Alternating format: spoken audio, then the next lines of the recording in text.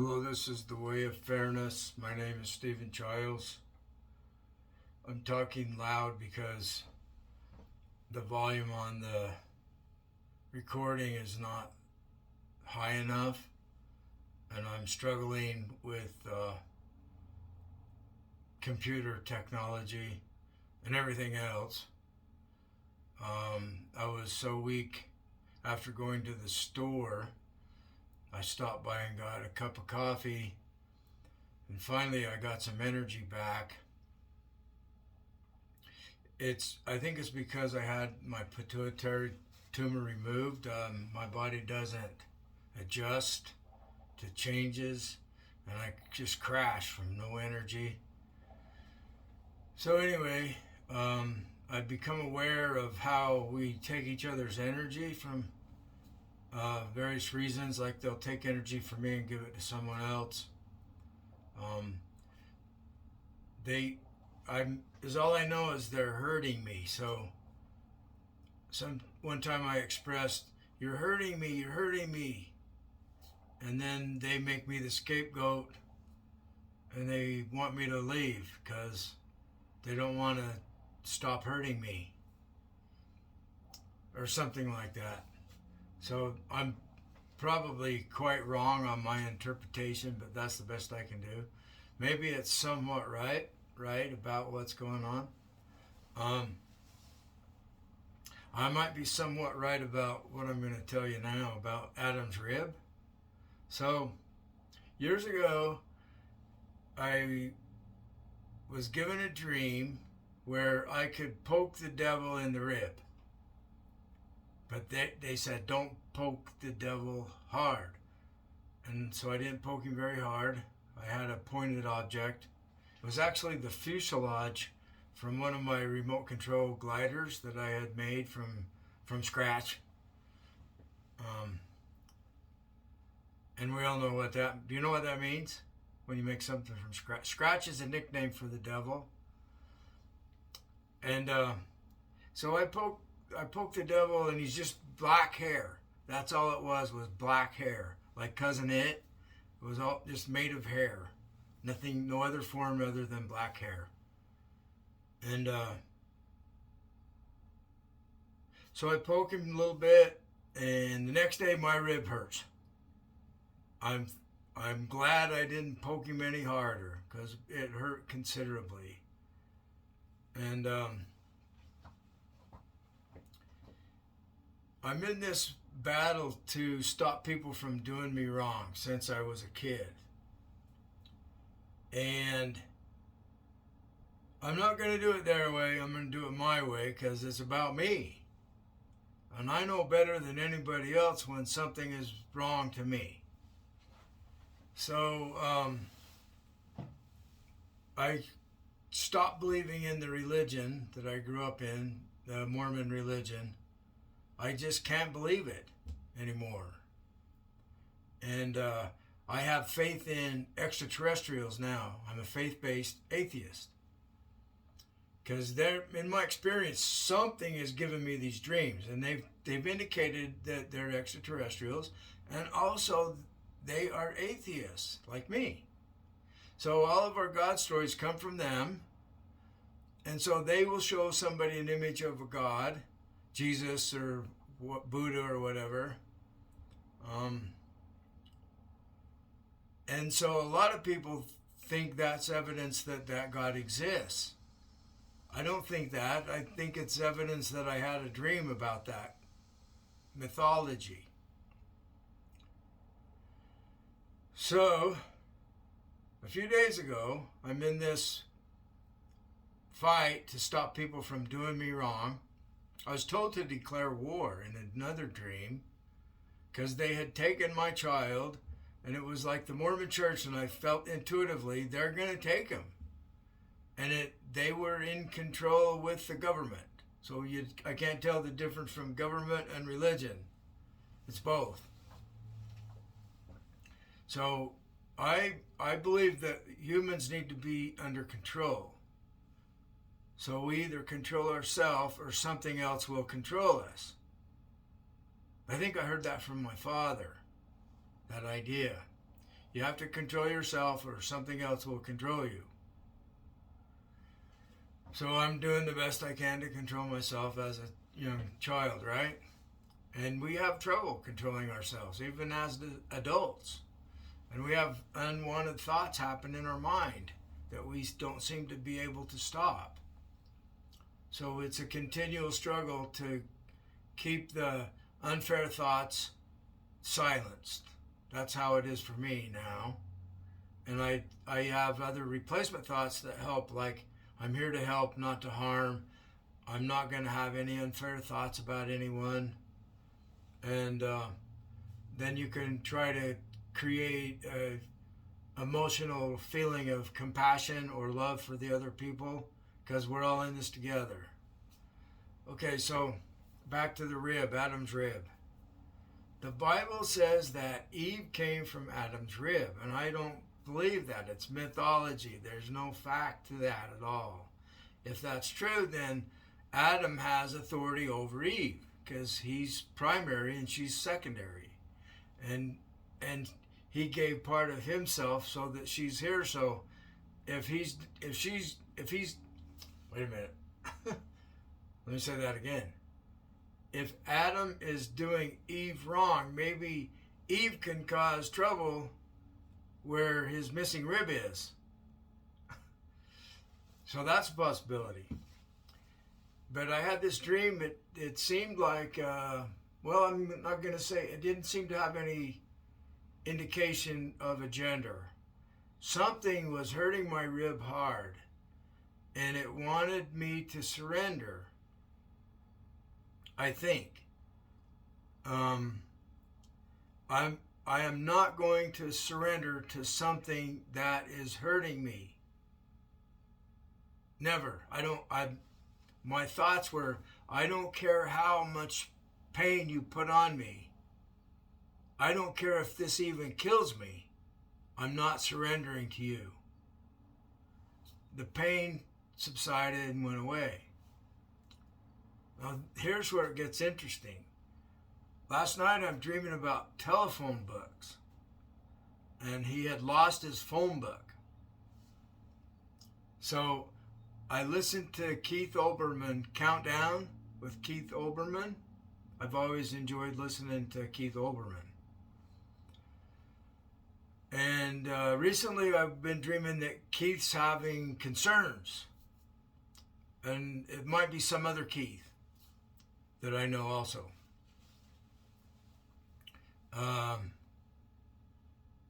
Keith's brother, his like chosen brother, died just the other day. So his program is about his friend who died, and I'm not going to stop recording. I don't remember his name right now. I have to use my energy wisely, so I know better than to try to do anything else other than just get this document completed in the best quality that I can without exerting any energy.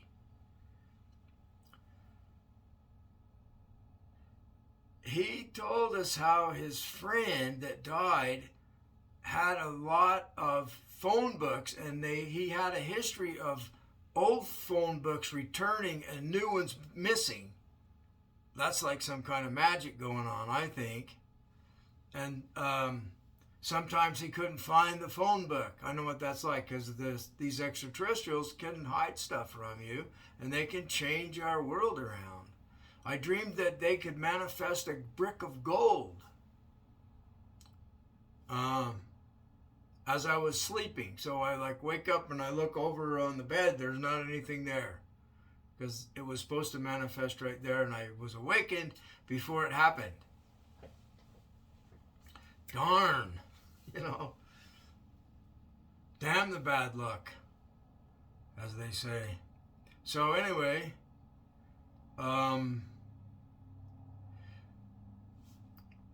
Keith Olbermann is explaining how his brother, his chosen brother, it's not a biological brother, had found the old phone book And he was wanting to call Keith's mother because that was the number or something. You'll have to listen to it. So they're talking about how crazy their mothers are, joking around. And he's explaining how he died of a heart attack, but he's got this extreme pain in his upper rib cage. It's indicating like it's pain in his rib. And so that is really interesting that this friend of Keith Olbermann's actually died, and I was connected. I'm connected. So I was feeling this pain in my upper rib cage, in a rib. And so I think there's this battle going on between the Bible God that says Adam and Eve's story is real, and that's like an insult to the females, if you ask me. I don't like that myth. Maybe there's some basis where you can see it in a positive way, but I'm looking at it like the male trying to have authority over the female, and the female can do what she wants, and so can the male. I can do what I want. I can talk loud if I want. Like right now I'm talking loud, so it's loud enough on the recording.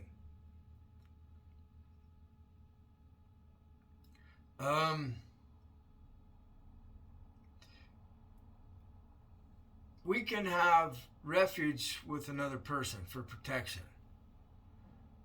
And I've just posted the video, God is a bully. I'm not surrendering to God that's the bully, no matter what. It's not going to happen. Somebody playing the role of God and he's a bully and he'll protect you, but you have to let him have control? No. He can do what I want, and I can do what I want. So, nothing. I have refuge in zero, like Buddha. So you can have refuge in Buddha's rear, like up yours, stick it, you know what I'm talking about. You can have refuge there in someone else, like kissing the devil's butt kind of thing. And then you got protection from the stink. So this is just some things I've noticed during my lifetime with what people say and do, and being an observer for my higher power. I'm an observer for my higher power, ET, extraterrestrials, that are also atheists. They need my help, they've told me. So I'm like, I thank them for helping me so much, and they thank me for helping them so much.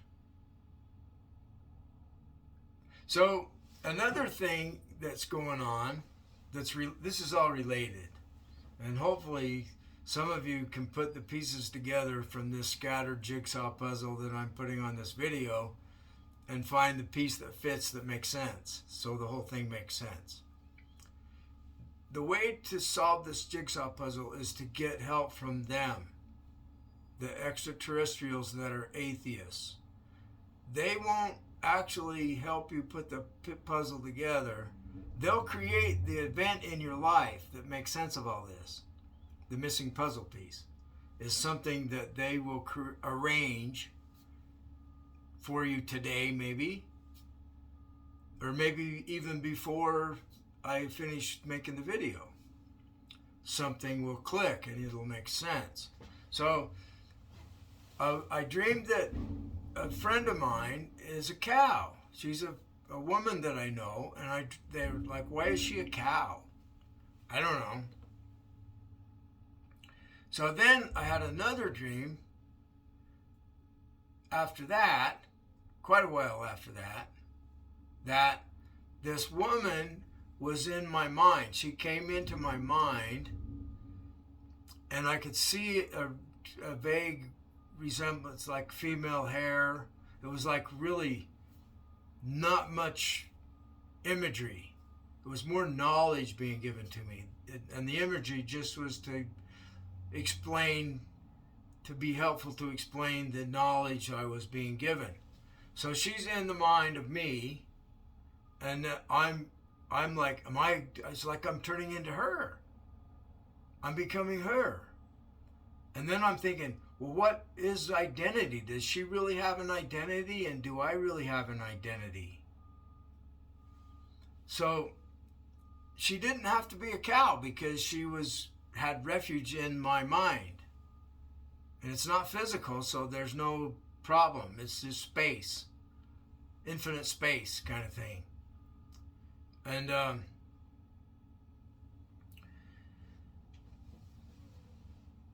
yesterday, I had this experience where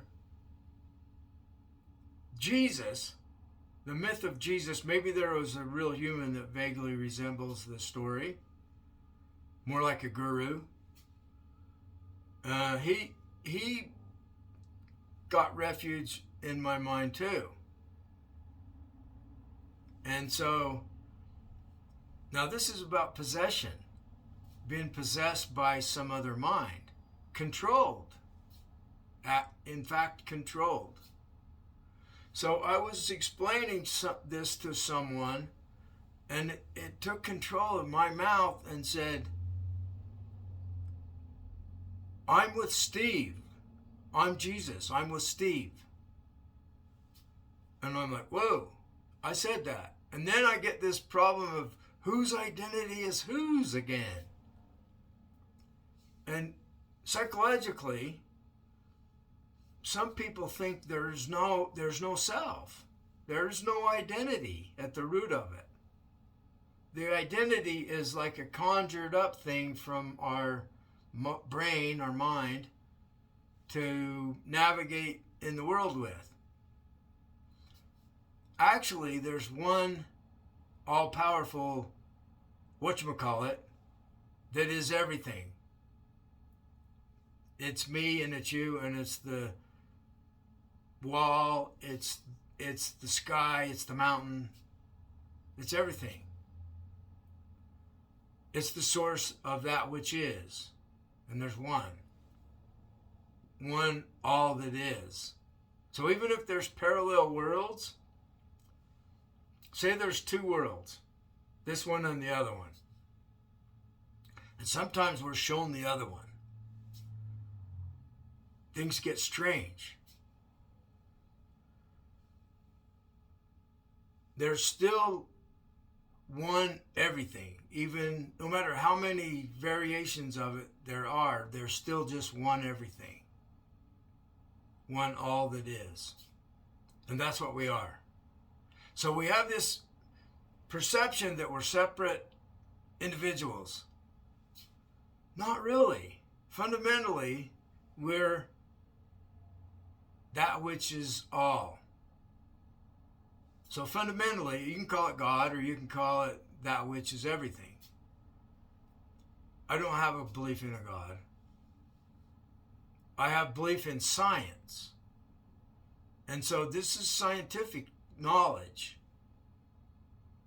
that we're experiencing. To have been given or achieve cosmic consciousness is science. The cosmos is real. It's physical. I think that our thoughts are physical, but what are they? They might not be, and then they would be metaphysical. But I'm going to put my money on the idea that thoughts are physical. So there's no metaphysical. There's no supernatural. Maybe I'm wrong. If you think that this oneness is what you are, you'll have a different perception of the world. And so it's that oneness that is our soul, if we have one. And I've heard people call it the super soul, that is the soul of all of us. It's like our consciousness. It's like our own identity is secondary to that which causes it. So in biblical wording, they say, I'm nothing without God. So it's pretty much that. But what is God? To me, it's mindless. It's a mindless, all-powerful physicality that biological beings evolved from. And it's that which the Big Bang came from. We can't go past there. It's like trying to get north of the North Pole. But recently, the Hubble telescope, not the Hubble, the James Webb, has spotted these galaxies that shouldn't be there because there wasn't enough time for galaxies to form. So what are they? Where'd they come from? From a prior universe? Maybe? So maybe we'll be able to find what's north of the North Pole. And we'll find out that the globe is more than what we thought it was. So that, the metaphor breaks down at this point. Metaphors are only useful to a certain degree. So there's this old Joseph Campbell idea that which can be said is the most superlative, best knowledge. It can't be spoken. Well, science is about speaking it. And Einstein said, if you can't put it in language, your theory's not worth much. And I was reading about the possibility of understanding everything, and I lit up inside. And Einstein thought we could. It's like an object. It's a physical thing that we can understand. Even though it's us, we can understand what us is. And so this is like the God experience that people talk about. The only difference is they think that there's a supreme being that has a mind that intentionally created us, and I think that it happened just because it can. There's no mind doing it. It's just zero in this form.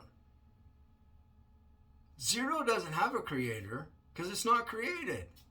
So neither is this. Have a great day.